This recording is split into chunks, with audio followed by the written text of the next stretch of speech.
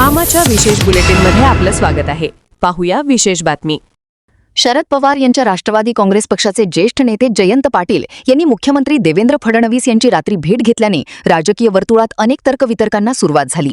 या पार्श्वभूमीवर खासदार सुप्रिया सुळे यांनी पत्रकार परिषद घेत या सर्व चर्चांवर भूमिका स्पष्ट केली. जयंत पाटील देवेंद्र फडणवीस भेट, डिलिमिटेशन, मतदारसंघ पुनर्रचना विधेयक तसेच एनडीएला पाठिंब्याच्या चर्चांबाबत त्यांनी स्पष्ट शब्दांत आपली भूमिका मांडत सुरू असलेल्या तर्कांना उत्तर दिले.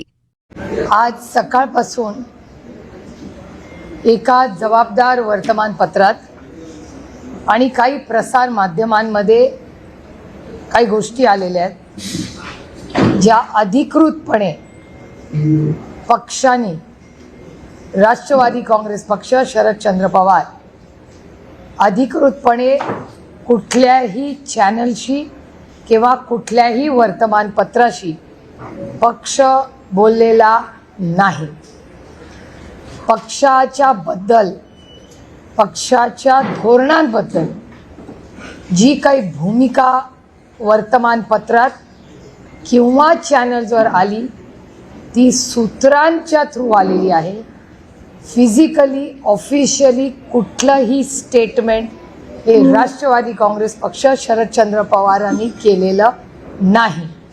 त्याच्यामुळे हा सगळा गोंधळ जो मी चॅनल्समध्ये गैरसमज हे पाहिले, त्याच्यामुळे मला असं वाटलं की आदरणीय पवारसाहेब आणि राष्ट्रवादी काँग्रेस पक्ष आणि महाविकास आघाडी, आमचे सहकारी, पदाधिकारी, कार्यकर्ते यांच्या मनात पक्षाबद्दल कुठलाही गैरसमज असू नये म्हणून मी आपल्याला विनंती केली. कारण अधिकृत पक्षाने कुठलीही भूमिका मांडलेली नाही. एकतर बिल आलेलं नाही आमच्याकडे नवीन, त्याच्यामुळे नवीन बिल आल्याशिवाय बिलबद्दल मी कशी बोलणार.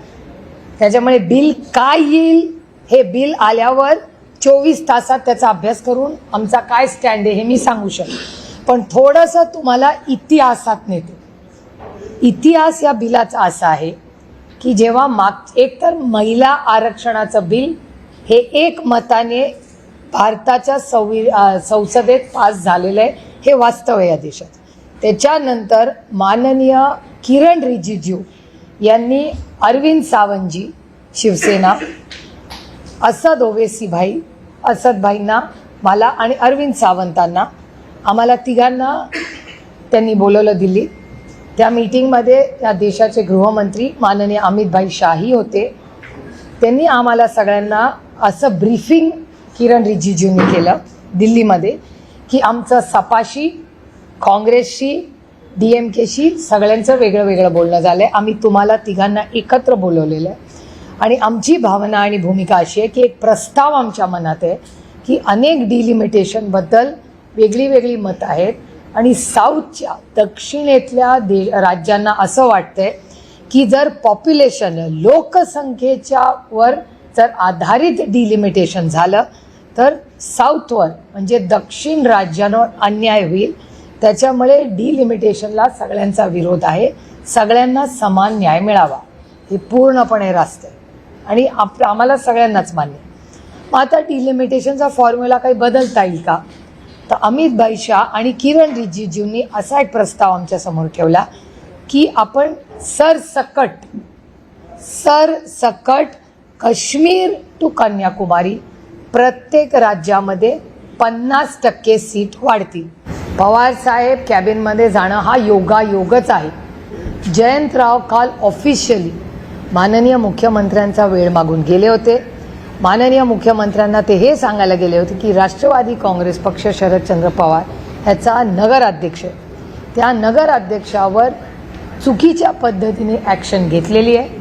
बरोबर ॲक्शनचा टायमिंग बघा, हाऊस चालू असताना ॲक्शन नाही झाली, बरोबर असेंब्ली संपली आणि 2 दिवसात ॲक्शन झाली. हा योगायोग आहे. हा एक भाग झाला. जयंतराव तर ऑफिशियली गेले होते, गाडीने आले.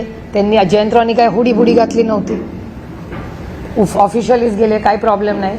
एक तिथे सुनील तटकरे जी आणि प्रफुल्ल पटेलजी होते का नाही ह्याचं उत्तर माझ्याकडे नाही. आणि ह्या प्रश्न मला विचारायच्या ऐवजी हा प्रश्न तुम्ही माननीय देवेंद्रजींना विचारला पाहिजे, कारण काही मीटिंग त्यांच्या घरी झाली. वर्षा बंगल्यात ते राहतात ना, त्याच्यामुळे त्यांच्या बंगल्यात कोण येतं जातं हे आम्ही कसं सांगणार? आम्ही सामान्य माणसं, आम्ही साधे विरोधी पक्षातले खासदार, आम्हाला कसं माहिती असेल माननीय मुख्यमंत्र्यांच्या घरी कोण जातं नाही? ह्या सगळ्या प्रश्नाची उत्तरं तुम्ही त्यांना विचारावं लागेल. आमा चॅनलला लाईक करा, बातमीला शेअर करा, सबस्क्राईब फॉलो करायला विसरू नका.